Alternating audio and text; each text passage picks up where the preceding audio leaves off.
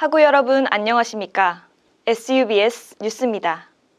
지난달 22일 우리 학교 인문사회과학 캠퍼스에선 2학기 오프라인 수업을 시행한 이후로 교내 첫 확진자가 발생했습니다. 첫 교내 확진자가 발생한 다음 날인 23일과 25일에는 연이어 2명의 추가 확진자가 나오면서 학우들의 불안감은 더욱 커지고 있습니다. 하지만 이러한 학우들의 우려에도 학교 측은 별다른 조치를 취하지 않고 있는 상황인데요. 이와 관련해 강나연 기자가 취재했습니다. 지난달 22일 경영관 지하 3층을 다녀간 학우가 코로나19 확진 판정을 받으면서 교내 첫 확진자가 발생했습니다. 다음 날인 23일엔 교수회관 1층 옥류천 식당에서 식사를 한 학우가 추가로 확진됐고, 연이어 25일 법학관에서 수업을 들은 학우가 확진 판정을 받았습니다. 이로써 단 며칠 만에 총 3명의 학우가 코로나 확진 판정을 받은 겁니다.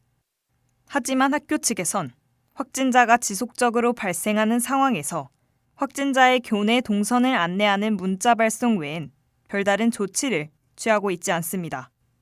심지어 학우들에게 발송되는 문자 또한 학우별로 문자 수신 시간에 차이가 있었습니다.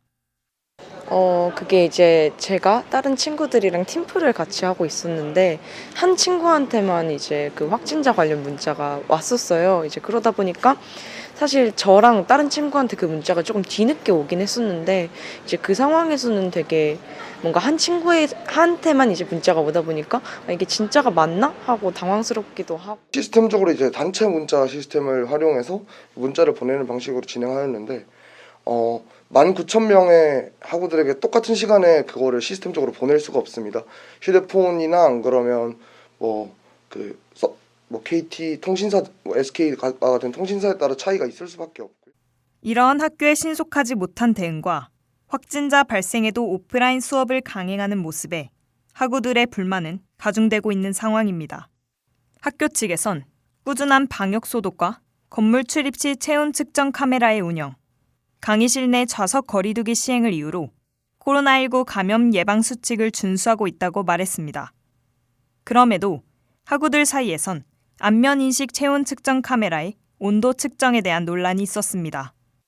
좀 전에 뉴스에 그런 약간 비대면 온도 측정기가 정확한 온도 측정을 하지 못한다라는 얘기가 있었는데, 그 업체와는 다른 업체이고요. 저희도 다 사실 확인했었고, 그리고 사실 이제 체온만으로 100% 유증상자를 판별할 수는 없기 때문에 학교에서도 방역, 아까 말씀드렸던 소독이나 안 그러면 다른 기초적인 방역을 위해서 조금 더 힘쓰고 있는 상황이라고.